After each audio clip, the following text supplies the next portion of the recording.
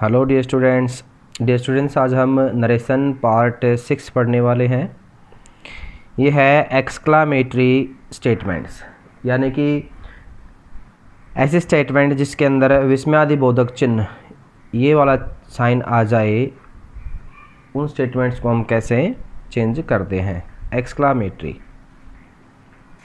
मैं स्टेटमेंट लेके चल रहा हूँ dear students. He said, comma inverted comma start, alas, sign of exclamation, I have injured my foot।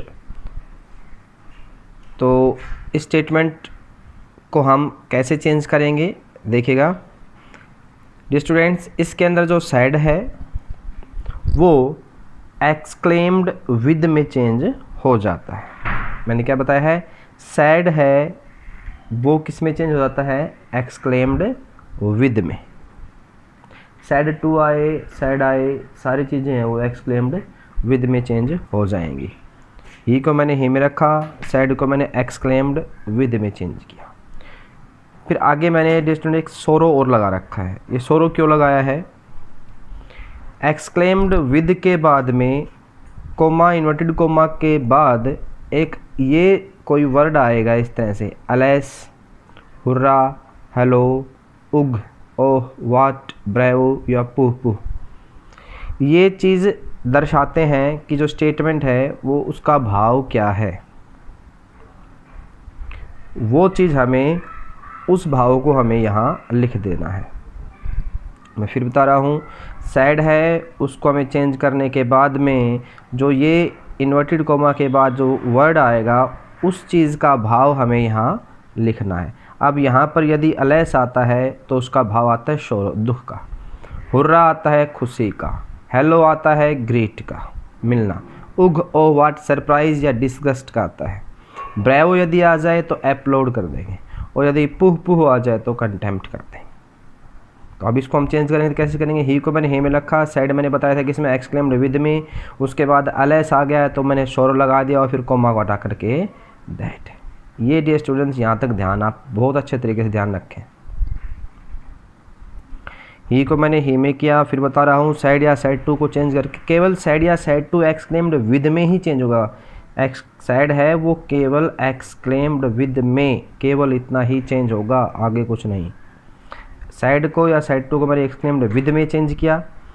अभी यहाँ तक कोमा नहीं लगेगा, कोमा को हटा करके दैट नहीं लगाएंगे, हम एलेस को लेकर आएंगे। एक्सक्लेम्ड विद यानी कि बता रहा है, दर्शा रहा है अपने भाव को, किस प्रकार का मैंने मतलब भाव प्रदर्शित करना चाहता है कि एक्सक्लेम्ड विद एलेस आ गया सोरो, वो दुख से मतलब कि दुख का भाव प्रदर्शित करना चाहता है। तो एक्सक्लेम्ड विद सोरो।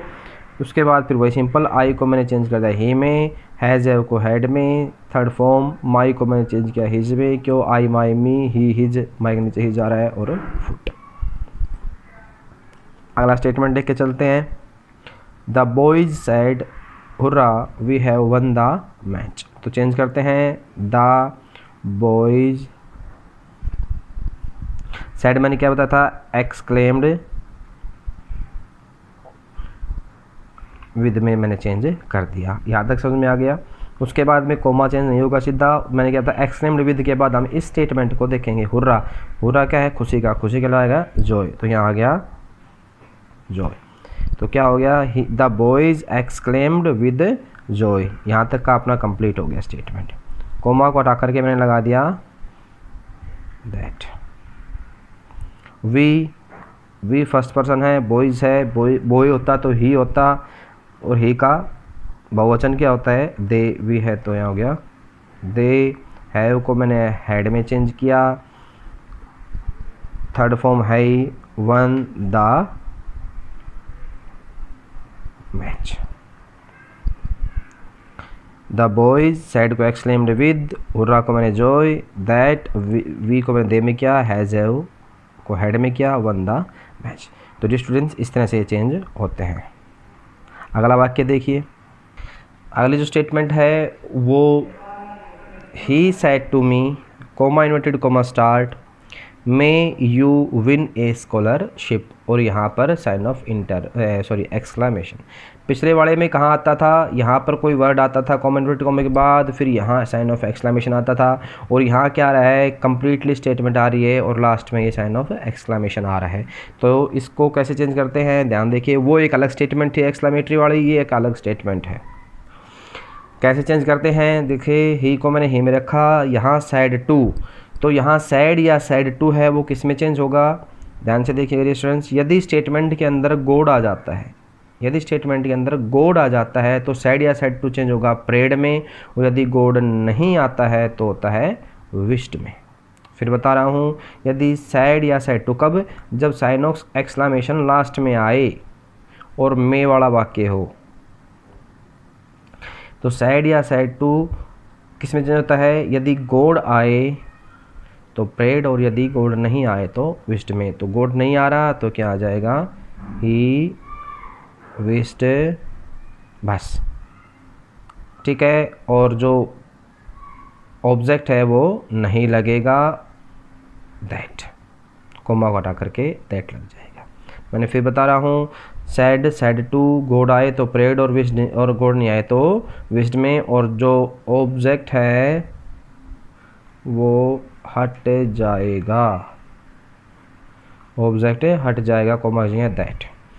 ओके, अब चेंज करते हैं। मैं हम सीधा नहीं लगा सकते क्योंकि साइन ऑफ एक्सक्लामेशन वाला ही आएगा, हमें सिंपल बनाना है। तो यू के अनुसार आ गया आई में हो गया माइट में चेंज, विन ए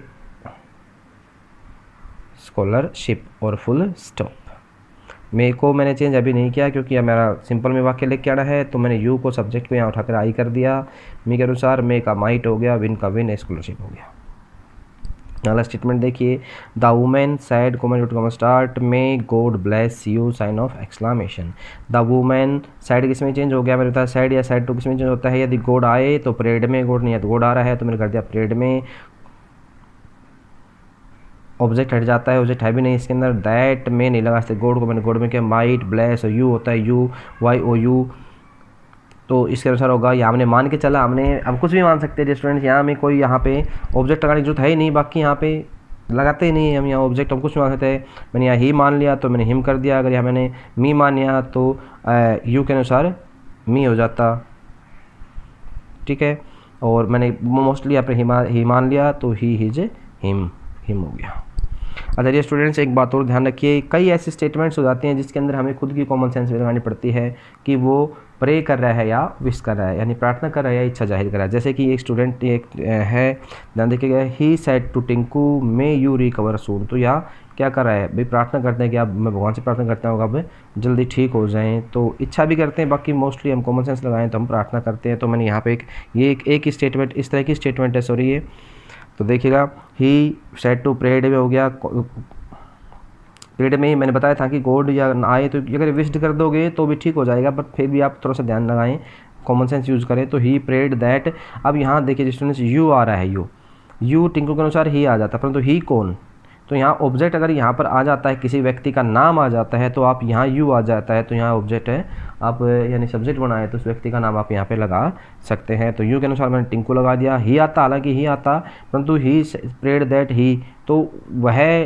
तो हम बता नहीं सकते वो अपने लिए यूज़ कर रहा है या किसके लिए यूज़ कर रहा है। तो यहाँ ऑब्जेक्ट अगर टिंकू दे रखा है और यू के अनुसार दे रखा है तो हम ऑब्जेक्ट लगता नहीं है तो हम यहाँ ऑब्जेक्ट को टिंकू के अनुसार यहाँ टिंकू लगा सकते हैं, टिंकू माइट रिकवर सोन। तो डियर स्टूडेंट्स लगभग आपकी नरेशन आज ख़त्म हो गई है। मैं कुछ वाक्य आपको दे देता हूँ एक्सरसाइज के लिए, आप करें। कोई नरेशन में कोई चीज़ समझ में नहीं आए हो तो ग्रुप पे आप प्लीज़ भेजिए। Thank you, thanks lot.